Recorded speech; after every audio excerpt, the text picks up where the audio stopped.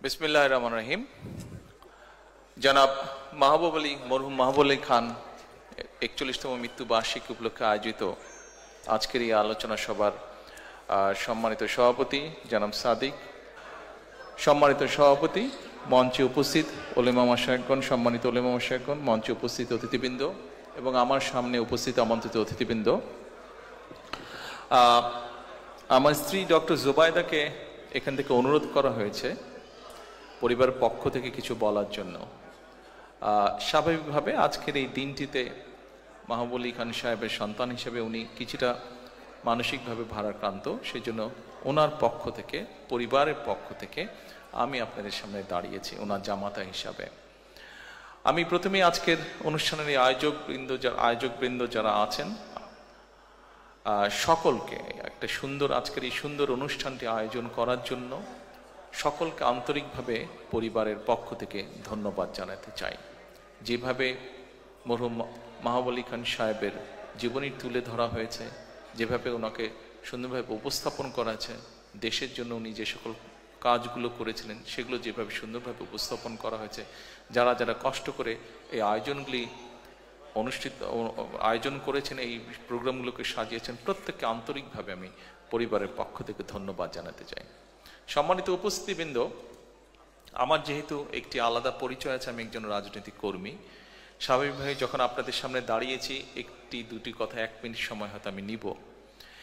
এখানে কথা এসেছে মরহুম মাহবুব আলী খান সাহেবের বিষয়। উনি একজন দেশপ্রেমিক মানুষ ছিলেন, দেশের জন্য উনি কাজ করেছেন। এখানে কিছুক্ষণ আগে বিভিন্ন বক্তব্য বলে গেছেন যে দেশে একটি পরিবর্তন এসছে, দেশের মানুষ কিছু চাইছে, রাজনৈতিক দলগুলো, রাজনৈতিক কর্মী, রাজনৈতিক নেতৃবৃন্দের কাছে সামনের দিকে বাড়তে চাইছে দেশ। এখানে আপনারা যারা আছেন প্রায় অধিকাংশ মানুষই রাজনীতির সাথে জড়িত আছেন। আমরা যারা রাজনীতি করি, আমরা রাজনীতি করি দেশের মানুষের জন্য, দেশের মানুষের পাশে দাঁড়ানোর জন্য। আমি সকলকে অনুরোধ করব যে আসুন, আমাদের যেই সুযোগটি এসছে দেশের মানুষের পাশে দাঁড়ানোর জন্য, আমাদের যেই সুযোগটি এসছে দেশকে সামনে এগিয়ে নিয়ে যাবার জন্য, আমরা সেই সুযোগটিকে কাজে লাগাই। আমরা আমাদের কাঙ্ক্ষিত, শহীদদের কাঙ্ক্ষিত যে বাংলাদেশের জন্য তারা নিজের প্রাণকে উৎসর্গ করেছেন, সেই বাংলাদেশকে যাতে আমরা ধীরে ধীরে গড়ে তুলতে পারি। সম্মানিত উপস্থিতিবৃন্দ,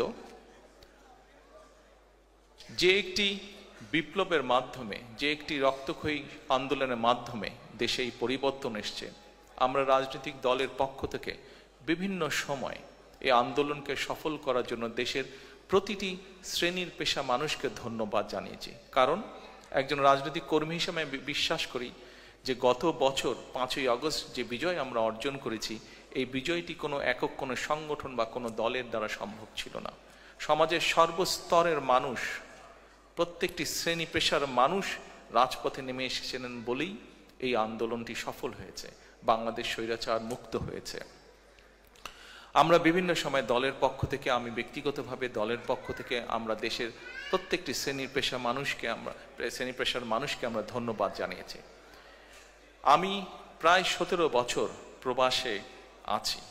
আপনারা যারা প্রবাসী আছেন, শুধু ইউকেতে না, পৃথিবীর বিভিন্ন দেশে যারা আছেন, প্রবাসে যারা আছেন, আপনাদেরই একটি অংশ হিসাবে আমি প্রবাসে 17 বছর ধরে আছি। আমরা একটি গোষ্ঠী যাদেরকে আমরা হয়তো ধন্যবাদ জানিয়েছি, কিন্তু কম জানিয়েছি আন্দোলনকে সফল করার জন্য যাদের অবদান ছিল। অর্থাৎ সম্মানিত উপস্থিতিবৃন্দ, আজকের এই অনুষ্ঠানের মাধ্যমে সারা বিশ্বে যত বাংলাদেশি প্রবাসী আছেন, যারা বিগত আন্দোলনের, স্বৈরাচারের বিরুদ্ধে যে আন্দোলন হয়েছে, সেই আন্দোলনে প্রবাসীদের বিপুল সংখ্যক মানুষ যার যার অবস্থান থেকে সেই আন্দোলনকে সফল করার জন্য বিভিন্নভাবে অবদান রেখেছেন। দেশের রাজনৈতিক নেতাকর্মীদেরকে সহযোগিতার মাধ্যমে, সোশ্যাল মিডিয়ার মাধ্যমে, মানুষকে উদ্বুদ্ধ করার মাধ্যমে বিভিন্নভাবে প্রবাসী মানুষেরা, আমাদের দেশের বাংলাদেশি প্রবাসীরা সহযোগিতা করেছেন, সাহায্য করেছেন। আমি আজকে এই অনুষ্ঠানের মাধ্যমে পৃথিবীর যে সকল জায়গায়, যে প্রান্তে, যে সকল প্রান্তে যেই বাংলাদেশি আছেন, প্রত্যেকটি বাংলাদেশিকে, প্রত্যেকটি প্রবাসীকে, যারা এই আন্দোলনে আমাদেরকে সহযোগিতা করেছেন, যারা এই আন্দোলনে আমাদেরকে উদ্বুদ্ধ করেছেন, বিএনপি সহ সকল গণতান্ত্রিকামী রাজনৈতিক দলের নেতৃবৃন্দ কর্মীদেরকে উদ্বুদ্ধ করেছেন, সহযোগিতা করেছেন, সাহায্য করেছেন বিভিন্নভাবে যার যার অবস্থান থেকে। প্রত্যেকটি মানুষকে আমি আন্তরিকভাবে ধন্যবাদ জানাতে চাই, আন্তরিকভাবে প্রবাসীদেরকে আমি ধন্যবাদ জানাতে চাই দেশকে স্বৈরাচার মুক্ত করার জন্য। প্রবাসীদের কাছে আমি আহ্বান জানাবো, আপনারা যেভাবে দেশকে গড়ে তুলতে সাহায্য করেছেন অতীতে, ইনশাল্লাহ আগামী দিনে গণতান্ত্রিক যে সরকার আসবে সেই সরকারকে আপনারা সহযোগিতা করবেন, যাতে দেশকে যারা আসবে তারা যাতে দেশকে সামনের দিকে এগিয়ে নিয়ে যেতে পারে। পরিশেষে আবারও সকলকে আন্তরিকভাবে ধন্যবাদ জানিয়ে আমার বক্তব্য শেষ করছি। আল্লাহ হাফেজ। বাংলাদেশ জিন্দাবাদ।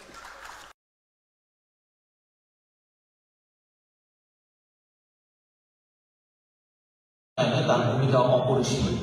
1970 সালের ঘূর্ণিঝড়ের পর বঙ্গোপসাগরের সমুদ্র সীমায় জেগে ওঠে দক্ষিণ তালপট্টি দ্বীপ।